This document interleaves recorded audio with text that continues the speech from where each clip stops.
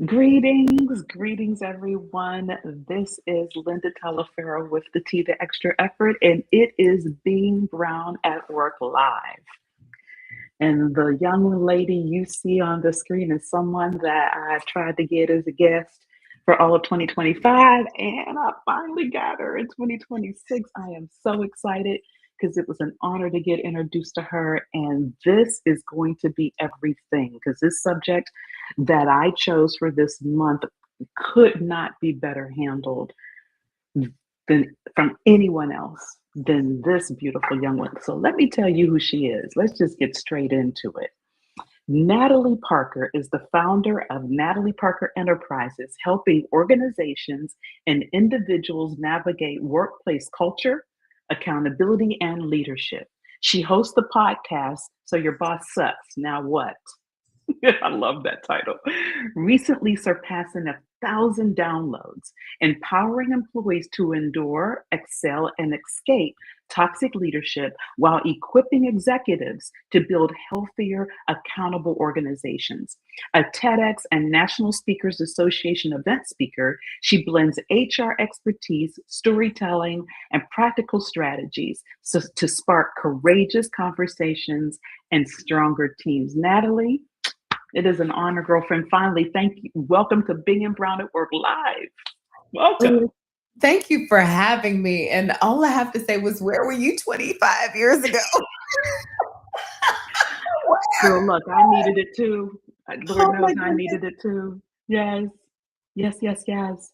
So, we talked about this when we had our prep call. So this month, topic, choosing yourself, boundaries, being able to set boundaries for yourself in the workplace. And in particular, Natalie, I thought it would be fabulous for you and I to jump into some specific areas around that, right? And you're right, 25 years ago, clearly we needed this. And, it's a shame to say 2026, it is still sorely needed because we have not evolved, unfortunately. So I want to talk about how we as Black and Brown women can self-preservate. How do we establish self-preservation and emotional safety in the workplace, right? I mean, for me, that's part of choosing yourself is to make sure that those areas are sound. But I want to dive in to self-preservation first because you shared some nuggets with me in our prep call that the audience has to hear because you helped me understand, wait a minute, what you preserving, Linda? And when you said that, I was like, okay, that's how we're going to open this call. So when I say self-preservation and we talk about choosing yourself, Natalie, what does any of this mean or resonate for you? When I was younger, there was a soap opera. I didn't realize there were so few soap operas these days, but there was a soap opera and it's called One Life to Live. Girl, yes. Hmm. Right. And I think Remember that that. does encapsulate what we tend to forget is that you literally have one life to live. If you Mm, think about where you are in life and the average life expectancy is somewhere, north of 70, but south of 90, how many more yeah. do you have? How many more Easters do you have? How many more birthdays do you have? And you think about that in position to what do you want to contribute to the world? Hmm. And then you juxtapose or compare it to how you're spending your time. Is how you're spending your time going to move the needle to your ultimate purpose? For me, I got that Wow. wake up call in 2022 when I found myself on a gurney in Waldorf, Maryland, because apparently hemoglobin is something that you need to live. I didn't know that. And 13 is a good number, 10 is concerning, 8 is bad. Mine was at 6. Mm, And mm. our doctor was like, "We're so glad to have you." I expect to hear that at like Disney World, not at the ER, right? Right. And come to Right. find out, I was in such bad shape that I had to ask myself, like, if I died today, aside from what would happen to my husband and my kids, but would I have done the thing that I was purposed to do? And I look at the Mm. story of how I spend my time. None of it was around my purpose. It was all around putting points on the board for everyone else, points on the board for my job, points on the board for Yeah. my spouse, points on the board for my church. I love Jesus, but Yeah. seriously, points on the board for Yes. my kids. And I wasn't doing the thing that I was really purposed to do. And so when we talk about self preservation, yes, I think as women, especially women of color, we default to service, right? Yes, We default to a for space of sure. like serving, I want to help, For which is sure. not bad, but it neglects the totality of who we are and what we're meant to give in the world. Yes. So I can't tell you how much that resonates with me because I am that person. And I'm that person in every aspect of my life. Every aspect of my life. So much so even in my professional life. And this is something I've been working on since 2024, 2025, and again 2026, just the awareness of the fact that I have given so much of myself and made decisions and sacrifices for the job, trying to, like you said, hit all the numbers, hit all things, and wasn't, I mean, not really taking a look at, to your point, how many Easters do I have? How much time do I have with my husband? How much time I wasn't paying at all attention to that. Shame on me, right? And that's the wake up call that I think that I know is one of the purposes around being brown at work is bringing that awareness to the forefront for us that we are properly measuring and really awake, total clarity around exactly what you just said. What is our total purpose? And it's got to be beyond our day to day, our 9 to 5s. It's got to be Yeah, beyond that.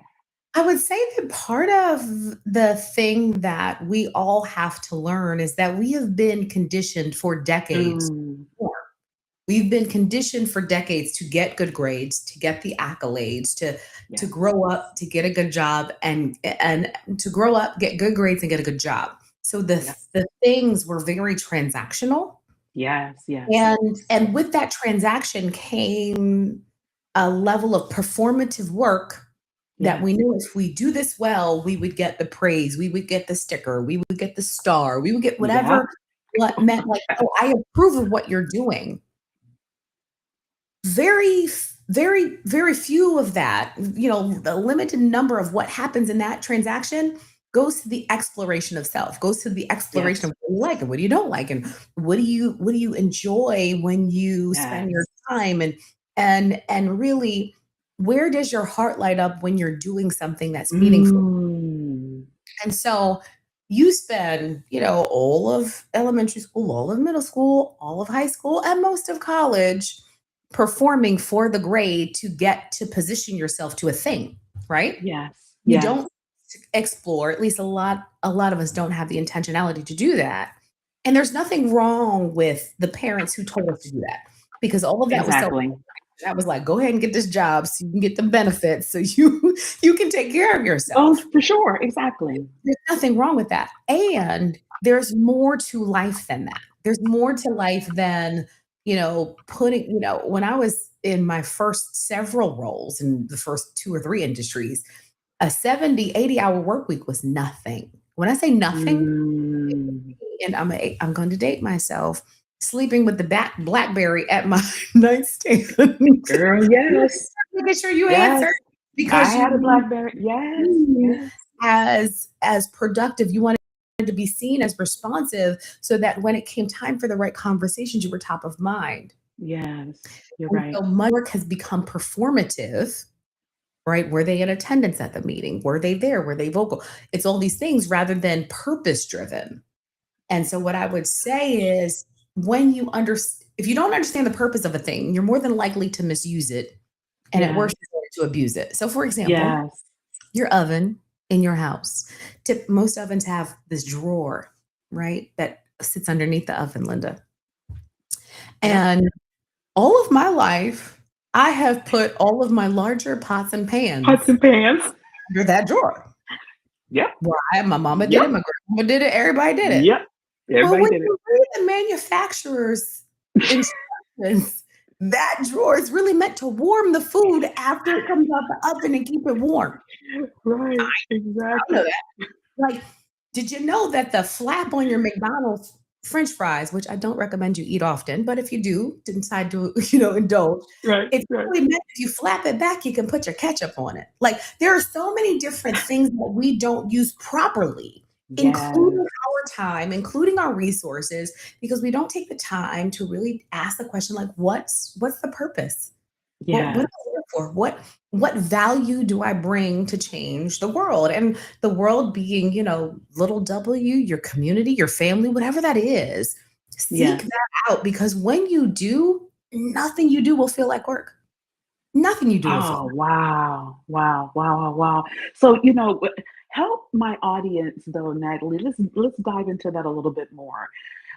Because I completely get what you're saying, and I know they do, but help my audience understand how do you do that within the 9 to 5 world? If I'm in my role and hopefully it's a role that you've chosen that you enjoy, uh, how do I self preserve in that manner that I can walk out of their day to day or leave a team's meeting or Zoom, however it is that our audience is showing up, and feel like that purpose is being met. And then if it's not, would you advise an assessment be done because of some of the things you just shared? So if you could peel back the onion on that a little bit more, I'd appreciate it. The first thing I will say is don't expect your vocation to give you a level Mm, of fulfillment that living life should give you. there we are. At There the we end are. of the day, There we what go. you have is a transactional agreement. I work, you give me money. I work, you There give we me are. benefits, right? And there's nothing wrong with that transaction. Right. Right. But you Right. have to know yourself enough to know whether or not that transaction is filling your cup emotionally, is filling your Mm, spiritually. I have this analogy that I believe is important to share. It's around the idea of doing good work. A lot of the work we do, especially as knowledge workers, feels so empty because we will fill out the 1740 form. We'll fill it out and we'll do the things that our profession, our education tell us to do, and we will hand it off and we will never see it again. We won't know what it contributes to the bottom line or how it helped the company save money, time, or energy. We just fill it out. And so for the 4 hours that I spent filling out this form, I will never get it back. I will never get the idea mm, of what it meant to fill out the form and I won't know the purpose of it. So there's nothing refilling me, right? yes. And that's not good work. Good work is like what happens to a tree. Good work is something that fills your roots, that feeds your roots, right? Your Mm, emotions, your spiritual nature, your intellect, the things that are below ground. But they also produce fruit, meaning they produce yes. something for other people that is visible that multiplies. When you think about a tree, a pomegranate tree produces in any one season 200 pomegranates. But a single pomegranate has over 600 seeds in it. The Yes. pomegranate tree does not exist for the pomegranate. It exists for the benefit and the perpetuation as Yes. well as for the benefit of people who eat it. And so when you have good work, you see the benefit of it. Oh, And so if you don't see the benefit of love your that. actual transactional work, keep your check. I'm not telling you to get Yeah. ready to get your Right. check. No, Hard out absolutely. here in these streets. But find something where you do something where you see it benefits other There people. we are. And it's There a we sense are. of community, it's a sense of giving, it's a sense of hope that you give where I'm giving of myself, and that one seed that I'm giving multiplies beyond me, and that is legacy. That's what I love because you can, and for me, that's being brown at work live. This is for me. This is my business and what I launched in 2017, and that's part of the boundary setting and being able to really even your emotional self care, because when you have that balance between the transactional part of your life that pays the bills and then the other deeper self preservation, emotional, committed, purposeful piece of your life, purposeful and foundation. I think that is a beautiful balance. And I think that allows us, would you not agree, allows us to be able to deal with, so your boss says now what, right? Your podcast, right? So, It, so, it, it so gives us that energy. let me break down the numbers and then I want to kind of articulate why it's important. When you think of what Gallup has said that 85% of the global workforce is disengaged in some way. So think of like, Mm. I really don't like it or I'm uncomfortable versus I want to burn the place down. Right? There's the gambit, Right. the Right. extremes. Right. Everyone, 85% of the entire workforce is on this Yeah. spectrum, right? Yeah. When you find out that of when you think about that, you think about that when you ask managers, 50% of them have never had training before they became a manager. Gallup also says that when it comes to employee dissatisfaction or disengagement, 75% of it is because of the manager, Mm. right? And when you Mm. ask other managers, Linda, who needs leadership training, 95% of managers will say other managers, not them, need Not. leadership training. So the numbers aren't in your favor. At the end of the day, the Yeah. people you Yeah. report to have not been given the skills, resources, training, Yeah. education. And oh, by the way, Harvard Business Review says that only 12% of people have self-awareness. 12 There is the we high are. number. 12 is the high number. It's 8, right? 8 to 12. Girl. So in Girl. your room of 10 people, only 3 or 4 have Me. Yeah. self-awareness. It may be. So And a one, degree of it. so one, your manager Mm. may or may not know that they are sucking the life out of you. They may Yeah. or may not. Yeah. And more often than not, they're probably not doing it in purpose. More often than not, people aren't against you. They're just way more for themselves than they are for There you. we are. There we are. That is And so, so true. They are way more for themselves. if Yes. you rest in that, then realize that it's not against you. It's just way more for them. So then what's the equation that makes you successful? Part of the challenge is we believe a lot of lies, right? If you just work hard, you'll get that Mm. promotion. If you That just work head down. hard, they'll see you. Mm-mm. I will never forget 2002. My first job, I got it at a defense contractor right before 9/11. And I saw those planes crash into the buildings, and I remember like, okay, I'm gonna work Oh, hard, and I'm gonna all for the mission, what have you. And I remember I created so much content and so much impact in that organization. I got all sorts of certifications as a first year employee who had interned 2 or 3 years before that. And the leader that I worked for, after having gotten accolades from multiple levels of executive, sat in front of me and said, "Yes, your performance rating is a meets expectations." And I looked around and I said, "Well, if I look at my peers, can you tell me based on my peer group what I could have done differently?" And the response I get was, "Well, we can only give out so many so exceed or many. exceptional. So Mm. yeah, good luck, better Yeah. luck next time, kid." Hmm. Hmm. Don't believe the hype around. Now, listen, this is not an excuse for you not to do your job. Clearly. Very clear. Clearly. Do your job. Let's be clear. Clearly. But Yes. but learn the rules of what's important to the organization, how Ooh. decisions are made, who's making said decisions, how you get Mm. like there is a nuance. There's a really good book called Political Savvy by Joel DeLuca. You can get it on like a thriftbooks.com or something because it's out of print. But it talks about how you understand the political sequencing and who's connected to what and how to Wow. understand the decision makers. More often than not, we don't know who's making the decision. So we are, we end up kind of being, it's Black History Month. So I'll say we end up being step and fetch it to the person that we're Yeah. reporting to. But we don't Yeah. realize they don't have the authority to make the decision about your raise, about your promotion, about your performance. And so, who's the person that really needs to know? So, the first lie is perform and someone will see you. No. No. Who needs to know that you're performing? Find out them and find out how your story gets told around them. The second Ah. is how you work a million hours. No, in the age of AI, YouTube, and everything else, it's all about working smarter, not harder.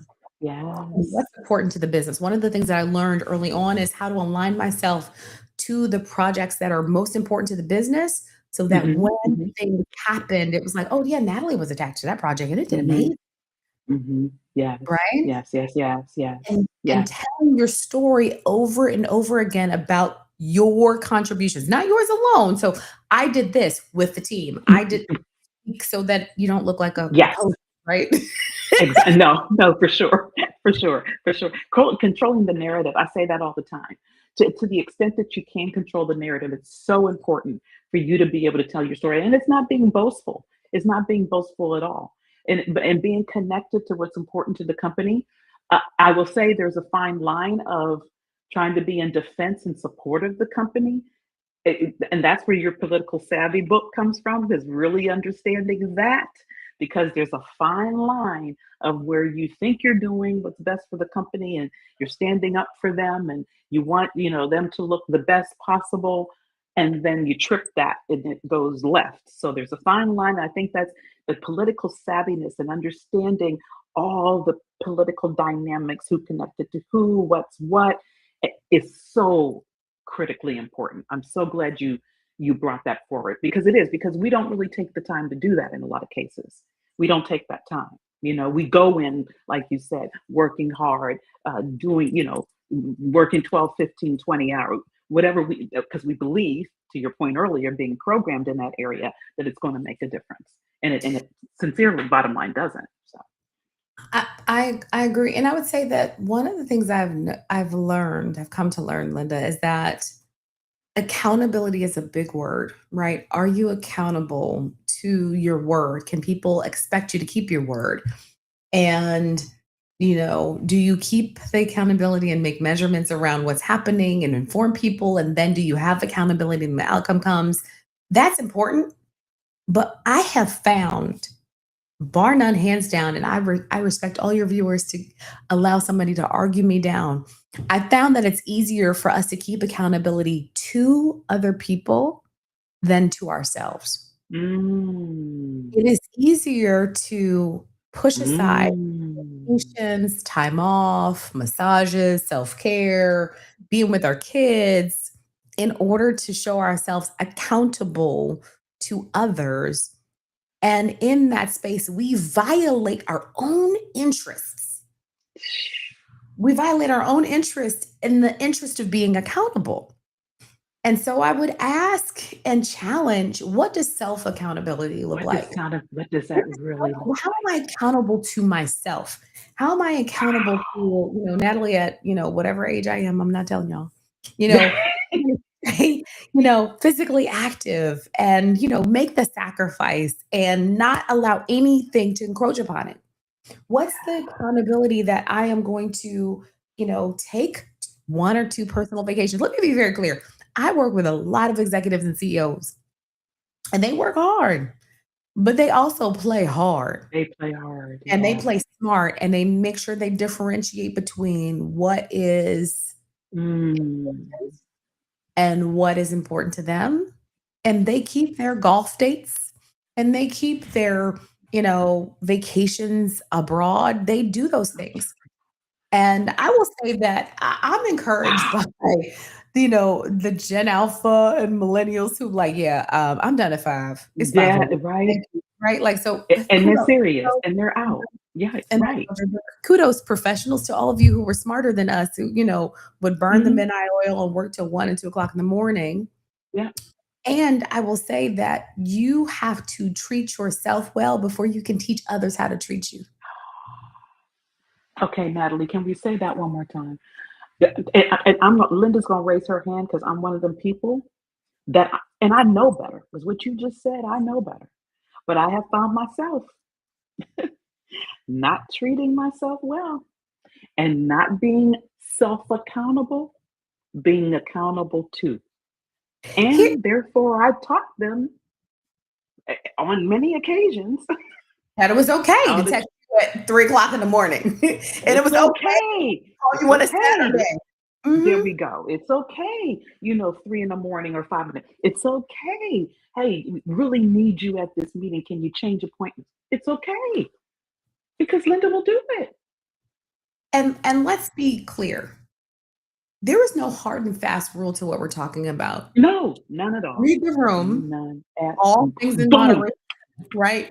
If you get an There we invitation are. be around the CEO and you are never in that room, unless it's like a wedding or a funeral, take the meeting. Take look, Right. At the end of the look. day, I think it's important though for us to. Yes, I yes, have a theory that the reason why it's hard for us to be accountable to ourselves is because we never see our faces. When I see your face, there's something very triggering about if I don't want to yes, see Linda's expression if I'm late, or I don't want to see Linda's yes, expression if she's expecting me. But you don't we don't yes. see ourselves. We don't We don't see think what happens, right? And you don't talk to yourself bad about like Natalie, you missed that appointment. You you. should have been at Orange Theory on Tuesday at 5 a.m. and you missed it. Like we don't have that kind of Yeah, self-talk, right, right? And so it's right, important right. for us to we do this as a family. One, at the beginning of the year, we set all our vacations. At January 1st, we're looking at all of the calendars, color Wow. together, and like we're gonna take all these are the four. Now, if we go anywhere or not go anywhere, that's up to us, but the time is ours. Yeah, yeah, Time is ours. Then me yeah. and my husband talk about, okay, well, which one of these is ours versus theirs? Because we gotta share them with the Hmm. people that live in our house and With the all our kid, right? right? And then Yeah. it's Natalie, which one is yours? Right? Which one is yours? What's Wow. the time that you're gonna preserve for yourself? I think that in an age where anything goes, we are so terribly distracted by anything. When Yeah, do you give yeah. your permission to be with yourself and your thoughts, quiet and understanding what's your goals? Because at the end of the day, for me, in March 2022, I had to answer the question, if I die today, will I have done what I was supposed to do? Yeah, yeah, And yeah, the answer yeah. was no. And so now I try to be, and let me be very clear, I'm not perfect. I missed the gym today. It's because the snow in Charlotte's still down, the children are still home from school, and so we're adaptable and we give ourselves grace, but we still have Right. our goals and we keep them in front of us Yeah, in conjunction and in relationship to what I have for my clients or what I yeah, have for podcasts. It's not, yeah. they're not mutually exclusive. Mhm, mhm, mhm, mhm. Love that. I love that. I love that, Natalie. So as we go to wrap the session, and this is one thing about I mean, these 30 minutes, it just flies by. I mean, it goes by like the quick with the quickness. But as we think about, wrapping up and giving the audience, if you could, maybe some, I don't know, I hate to call them steps, but some things maybe for them to think about or to potentially, consider adapting, or maybe even if it's just a mindset or thought process shift. However, you'd like to take what we've talked about around self-preservation and having some emotional stability in their work life, in their life period, folded, having that balance so that they can feel purposeful and fulfilled. What would you leave the audience with today, Natalie? Couple things. I have said it for many years, but I can tell what's important to you by how you spend your time, your money, and your calories. Mm, And so I would invite you to mm, take an inventory of just 1 week. If you can do a month, come on, go hard. But if you can only yeah. do 1 week, do a 1 week assessment audit of how you spend your time, your money, and your Money in your calories. calorie. That will show you what's Mm, important to you. Now, don't be rejected by that notion. That's just going to give you information on what you need to do to either reinforce or shift how you're spending your time, money, and calories. If yeah. you tell me, one of the things I've found, there's a really good book called From Strength to Strength. And it talks about this idea that we don't spend enough time thinking about life after 50 and 60, Mm. which, it is what it is. And I'm closer than I'd like to admit. Oh, But and I'm already there. so for those of you who are Yes. a little further away than Linda and I, take a minute. Think about how you'd like to live your life at 60 and 70 and 80 years old. Because I know both, because I live in both worlds, both executives who are addicted to the success of their business and can't detach and have not defined success beyond it, Mm, and pastors, because I'm married to a pastor who will not detach because they either have not defined success or can afford to. So when mhm. you think about life, let's just assume that by grace you're given 40, 50, 60, 70 Yeah. years. What's that life you want? Where do you want to be? What kind of energy do you want to have? What's the contribution? What's the legacy you want to live? Mm. That vision, allow yourself to have the vision for that. How do you want to contribute to your community? How do you want to put a ding in the universe that says, I was here and my life Yes. was meaningful? Yes. Then from that, you then prioritize how you spend your time, how you spend your Mm. how Mm. you spend your calories, because I promise you, the calories are important because they're the engine to fuel Mhm. the vessel. And if the Yes. vessel is all broke, busted, and disgusted, then you can't do anything with the rest of Not it a thing because with you the other two. spent all of your money trying to stay alive. Yes. So think Wow. about what life would be like at 60. Think about life would be like at 70 and say, what's the quality of life? What's the impact? What do I want to Love contribute? that. And then how do I back into how I invest now? Because your Yes. time is an investment, just like your money's an investment, just like what you put in your mouth is an investment. And Yes. then determine with reckless abandon what's important to you and how do Mm. you get there. And if you have a problem being accountable to yourself, take some practices. Tell somebody that you love that loves you back. Don't tell any Yeah. hater. That's not helpful. But tell people that are important to you to help you keep accountable to yourself. Yeah. Keep a Yeah. journal. Use all of the tools, even AI, because Yeah. AI will tell you, well, hey, you said this important, but that Sure decision did. doesn't say that. Right. Yep. AI But will. find Mhm. repeatable mechanisms that Love allow that. you to reinforce your choices so that because Linda, we talked about preservation and I know we're a little bit over Mhm. time, but No worries. when you know what you're preserving, the choices get easier because you can Yes. say, well, what choice is in alignment with what I want to Uh-huh. preserve? There you are. Staying in alignment. That for me, after I had near death experience and crashed cars and had a whole grown man tell me that I was too big for my britches. It was those conversations that allowed me to say, this isn't serving me anymore. It isn't for Mhm. my long-term goal, and I'm out. So that's what I There would we say. are. Time, energy, Calories, calorie. No, time, money, calories. time, money, calories. Time, money, calories. I love that. Natalie, see, this was everything I knew it was going to be last year when I met you. I knew it was going to be, and I am so honored that you joined me. Look, any of you that I'm sure you found value with this. If you're watching it live, thanks for joining me. If Cheryl Thompson, several people online been chatting it up here. Really appreciate those of you that have joined live. If you're catching it on the replay it again, get the notes out. But if you want to connect with Natalie, you can hit her up on LinkedIn. You can find her. She is out there. I'm sure. I mean, you see, she's got some expertise, some real wisdom around helping you. And I read her bio, and you heard me say executives. All of you are leaders. All of you are executives. Don't get hung up on, the title on the business card. Okay. I mean, this is a woman with expertise, wisdom, knowledge that can help you work through some of the things we talked about in this situation, in this episode, or anything else you may be encountering on your career journey of life. Natalie, again, thank you so much for joining me. It was such an honor. Appreciate you so much.